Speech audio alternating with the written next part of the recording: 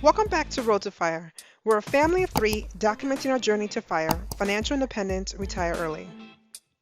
So let's review our September passive income report. I'll outline our plan strategy, provide all of our sources and numbers like always, so please hang with me.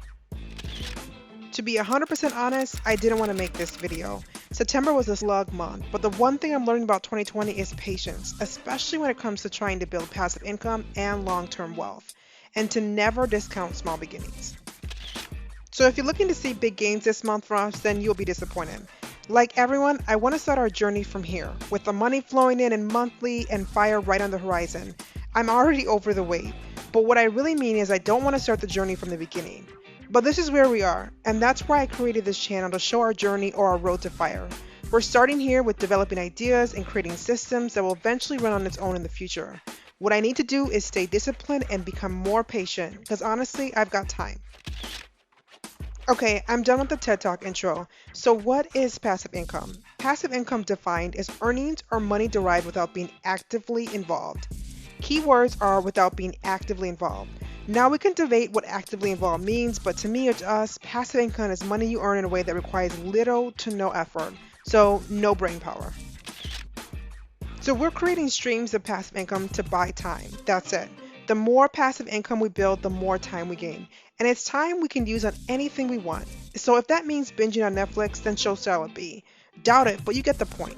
Our plan starts small, but like anything else that you water or focus on, it will grow in due time. So our passive income strategy is pretty simple, and in areas we believe we can grow in. It's what everyone else is doing, so I don't have a special formula here. There are many different types of passive income or avenues you can take, and we found the forms that work best for us. Also, this is bound to change over time as we continue to learn and grow as well. So we have a 6-part simple strategy ranked in priority order that is designed to help us reach our fire number. Our first source of passive income will be our stock investments, where we'll implement a conservative version of the 4% rule. Our second source would be real estate investing, which we are really excited to get back into. We've scheduled tours in the next 2 weeks. We have also managed properties and had investment homes in the past, so we're excited to jump back into this. Number 3 is completely out of my expertise and will be managed by my husband, but he has launched a few online businesses and websites that are finally gaining traction and bringing in some sort of income. Number 4 is all about me blogging, but I put this on hold in the last few weeks as I've been interviewing and we're moving and I'm doubling in a couple of other things, so I've been really busy on this, so I've kind of put on hold. I hope to jump back into this in October.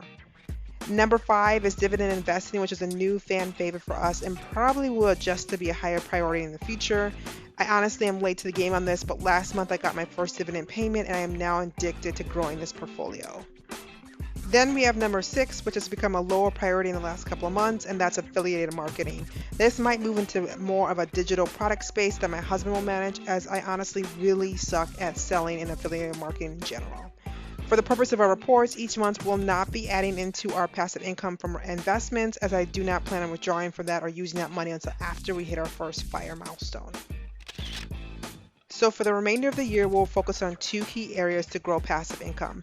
The first one will be through real estate investing via house hacking. And the type of house hacking we'll be doing is through duplexes, not through Airbnb or renting out a room in a house. I have a 3-year-old, so I want to keep some sort of normalcy for him. Quick sidebar for a second. Fire is a journey that my husband and I are partaking in, not my son. To the best of our ability, we'll provide him with the best childhood he can have, not depriving him of things every other child will have. So he'll still have soccer classes, piano, swim classes, Spanish classes, and be in the best childcare we can afford. We don't cut any expenses that he has, as he didn't opt for fire, but we did. Okay, so then we'll start doubling down into dividend investing via the DCA method. We have now added a fixed amount of dollars that will be invested in our 4 dividend stocks moving forward. I wish we had started this earlier, but we didn't, so now we're making up ground. I'm excited for this strategy. Honestly, these 2 forms of passive income will probably be our entire strategy or bulk of our passive form and strategy in the future. I just want to make sure that upfront time and hour we're putting to any idea or any stream of income brings a lot of valuable long-term return. So looking at how many hours I put in versus what my return in will kind of help us understand which areas to focus on in the future. Okay, let's review how much we've earned in September. So we don't have enough to retire yet, but we'll get there. The goal is eventually to have this passive income cover about $4,200 or our basic expenses moving forward. So here's our September passive income report. Now this month was not as strong as August, but I love documenting our journey, as in a few months or even a year from now, it'd be great to look back at this and see how far we've come. We had 6 sources this month, which was similar from last month but a different mix. So our first source was from surveys. At first, I never thought surveys would be considered passive, but then I got recruited to be in a forum that sends you one question a week. You answer it, and then they pay you directly. Last week's question was about telemedicine. Have you ever had a telemedicine visit with your doctor during COVID? My answer was simply no, and then I got paid. That's passive, zero brain work. I made a total of $60 last month. Our second source was cashback, and sometimes my husband forgets to use our credit cards with Capital One, but this month we got about $25 back. This used to be higher, but we don't eat out as much and we don't have a lot of activities going on, so it's much lower than expected. We're going to go through all of our bills and see if there's anything else that can move into our credit card to see if we can get this up to at least $40 next month. Next, we got income from Ibotta at a total of about $10.55. This was entirely from Target and for all of my son's items like his wipes or his pull-ups or his high protein milk. We reached a threshold to withdraw from Ibotta, but I've left it in there as there's actually no need for that money right now. Then we got about $5.51 from interest, and this is from our Capital One savings account that has our emergency fund as well as our sinking funds. And it's usually a much higher than this, but obviously we all know that the rates have dropped due to the feds, and our current rate right now with Capital One is about half of a point. We then got our first dividend payment last month at $5.45 that I was uber excited about, so I made a video on that. I'll link that here if you're interested in knowing what stocks we're invested in. It's tiny, but if I was a coffee drinker, I'll say this is a Frappuccino paid for, but I'm not. But if I was, that's basically how much this $5.45 would be in our budget. But we are reinvesting all of our dividends, so I won't be spending this cash at all. Essentially, all of our stock investments will not be withdrawn before our FIRE numbers.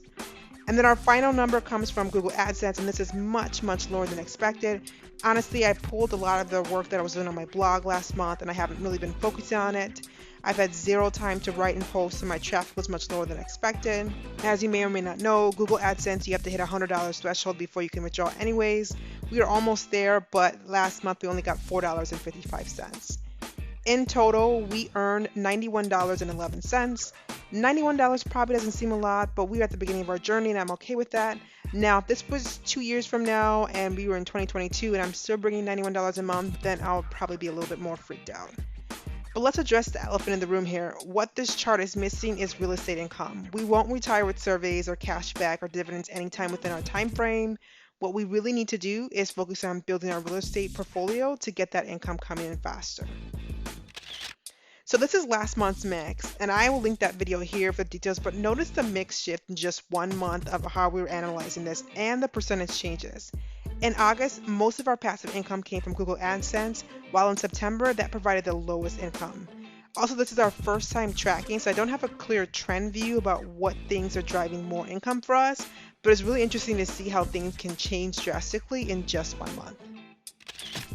So I'm a visual person, so I had to make a trends graph. So I started this out, but we only have 2 data points, so it's not really telling. I'm not disappointed with the numbers here. Again, this is money I barely work for, essentially free money.